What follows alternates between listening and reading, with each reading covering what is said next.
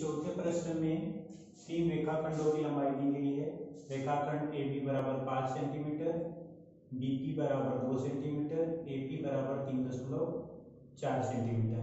अब इन तीनों रेखाखंडों की आपस में तुलना करना है कि कौन सा रेखाखंड सबसे बड़ा और कौन सा रेखाखंड सबसे छोटा है।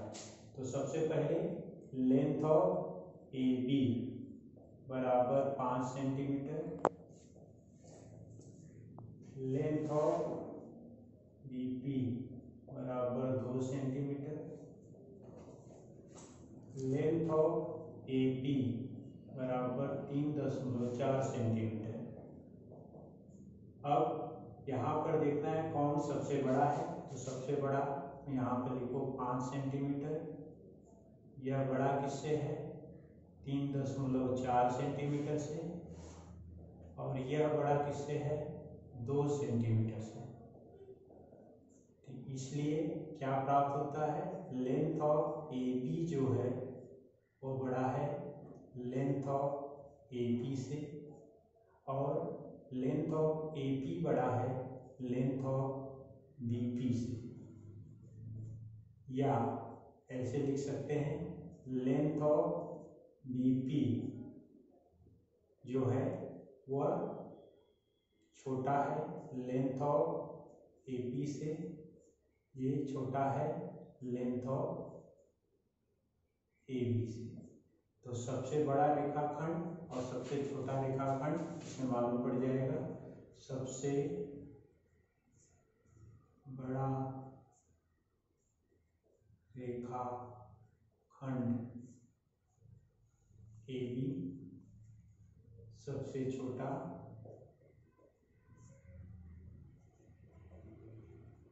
रेखाखंड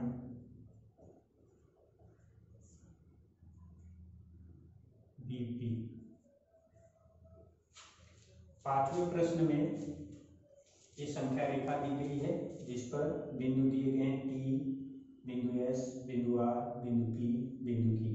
पहले प्रश्न में पूछा है किरण आरती की विपरीत किरण का नाम लिखो।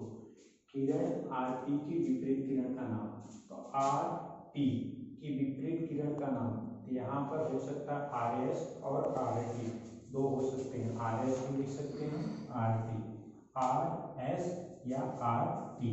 यहाँ पे हो जाएगा किरण आर एस, किरण आर टी। फिर उसके बाद अगले प्रश्न में किरण पी क्यू तथा किरण आर पी, किरण पी क्यू तथा किरण आर पी, किरण पी क्यू और are P Kiran P Q तथा किरण आर पी का प्रतिच्छेदन समुच्चय। तो यहाँ पर पी क्यू और उसके बाद किरण आर पी दिया है, इसका प्रतिच्छेदन समुच्चय जो दोनों में समान हो। जैसे किरण पी क्यू दिया है और किरण आर पी दिया है, आर पी और किरण पी क्यू दोनों में समान क्या है? तो पी क्यू इनका क्या हो जाएगा? प्रतिच्छेदन समुच्चय। तो यहाँ पर क्या लिखेंगे? किरण पी क्यू। अब अगले प्रश्न में देखो रेख पी क्यू तथा रेख पी क्यू और रेख क्यू आर का सम समुच्चय। रेख पी क्यू और रेख क्यू आर का सम समुच्चय। तो रेख पी क्यू और क्यू आर, तो सबसे बड़ा यहाँ पे देखेंगे तो बड़ा क्या है? क्यू आर, इसलिए यहाँ पर आ जाएगा किरण क्यू आर, किरण क्यू आर। फिर रेख क्यू आर के उप समुच्चय, रेख क्यू आर के उप समुच्चय, क्यू और आर के उप समुच्चय क्या क्या है वो लिखना है। तो सबसे पहले उसके उप समुच्चय देखना पड़ेगा। क्यू से आर तक क्या, यहाँ पर बिंदु क्यू है और यहाँ पे बिंदु आर है, उसके उप समुच्चय देखने के लिए आकृति को देखना पड़ेगा कि क्यू आर एस क्यू, जैसे देखो क्यू आर, ये पहला इसका खुद का उप समुच्चय हो जाएगा। फिर ये किसके बीच में आ रहा है? एस क्यू भी एक हो गया। तो इस तरीके से हम उसका उप समुच्चय लिख सकते हैं एस क्यू, और पूरा का पूरा टी क्यू, ये इसका किसका उप समुच्चय है? तो यहाँ पे रेख क्यू आर, रेख क्यू एस, रेख क्यू टी का उपसमुच्चय है। बिंदु आर, बिंदु आरंभ बिंदु वाली, बिंदु आर आरंभ बिंदु वाली कौन कौन सी किरण विपरीत किरणें हैं? आर आरंभ बिंदु वाले R T, R S, R P, R Q, R T, R S, R P, R Q, R P R Q एक साथ लिख सकते हो, आर एस और एस टी एक साथ लिख सकते हो। तो यहाँ पर क्या हो जाएगा? किरण आर पी,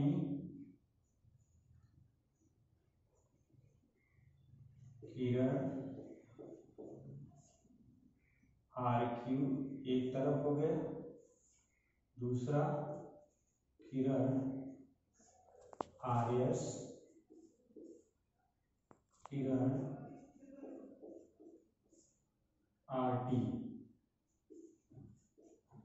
अब आगे वाले में दिया गया है कि एस अंतर बिंदु वाली दो किरणें, एस अंतर बिंदु एस टी या एस क्यू लिख सकते हो, एस टी या एस क्यू या एस आर। यहाँ पर क्या हो जाएगा? किरण एस टी और एस आर, शुरुआत जहां से हो रही है, S T S R, S T S R. यहाँ पर क्या हो जाएगा? किरण एस टी, किरण एस आर। सातवें में क्या दिया है? किरण एस पी और एस टी का प्रतिच्छेदन समुच्चय, किरण एस पी, ये एस पी हो गया, और एस टी का प्रतिच्छेदन समुच्चय, एस पी और एस टी का। तो सामान्य बिंदु क्या है? एस, इसलिए यहाँ पर क्या हो जाएगा? बिंदु एस, इसका प्रतिच्छेदन समुच्चय हो गया। छठे में यहाँ पर दिया बिंदु बी से समदूरस्थ बिंदु। तो बिंदु बी से समदूरस्थ बिंदु होने से पहले यहाँ पर संख्या रेखा को पूर्ण करें। 4 के बाद जैसे ये 5 हो गया, इधर पे -2 तो ये -3, -4 तो ये -5। अब बी से समदूरस्थ बिंदु कौन कौन से हैं? बी से समदूरस्थ बिंदु, तो सबसे पहले बिंदु बी से समदूरस्थ बिंदु, बी से समदूरस्थ बिंदु सी और ए, क्योंकि उनके बीच की दूरी समान है। यहाँ पर अगर हम मान रख सकते हैं तो ये जैसे इसके बीच में 1 और यहाँ पर इसके बीच में क्या है? 3, दोनों के बीच में क्या, तो क्या हो जाएगा? बिंदु सी तथा बिंदु सी और बिंदु ए, दोनों के बीच की दूरी क्या है? समान है। इसलिए बिंदु सी तथा बिंदु ए और बिंदु बी से बिंदु पी और डी की दूरी समान होगी। बिंदु बी से पी और डी की दूरी समान होगी। अगर देखना चाहे तो ऐसे देख सकते हैं, जैसे पहला चेक करना है कि ये सही है या नहीं। तो सबसे पहले सी और ए, मतलब सी और ए की दूरी अगर चेक करना है बिंदु बी से, तो यहाँ पर हो जाएगा बी ए की दूरी और बी सी की दूरी। तो बी ए अगर देखा जाए तो बी ए बड़ा निर्देशांक में देखा जाए तो बड़ा निर्देशांक 2 और छोटा निर्देशांक 0 बराबर कितना आया? 2। और उसके बाद तुम्हारा आ जाता है BC। तो BC के अगर देखा जाए तो BC डिस्टेंस बिटवीन BA और डिस्टेंस बिटवीन BC। तो BC देखा जाए तो B का और C का दूरी, बड़ा निर्देशांक 4, छोटा निर्देशांक 2, इसलिए ये समदूरस्थ है। उसी प्रकार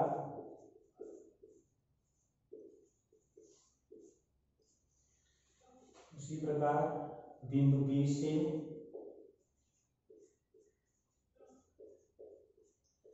समदूरस्थ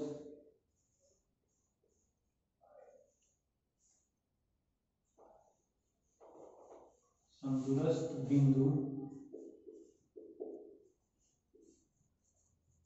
बिंदु P तथा बिंदु D है, तो चेक कर सकते हो।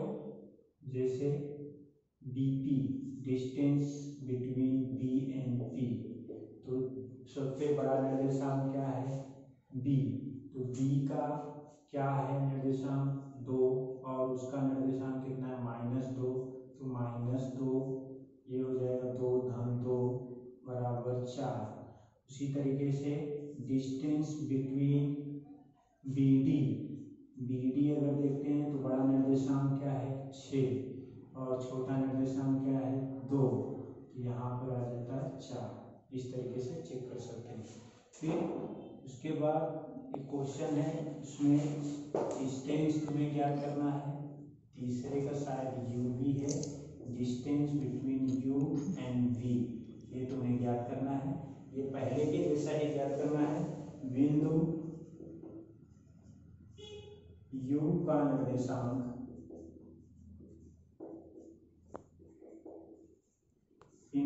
निर्देशांक कितना दिया गया है? -5। बिंदु V का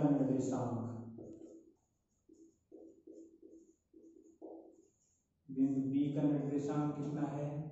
5। तो इसलिए बड़ा निर्देशांक में से छोटा निर्देशांक कौन बड़ा है कौन छोटा हो पहले दर्शा लो। तो 5 -5 और 5, तो 5 बड़ा है, इसलिए डिस्टेंस बिटवीन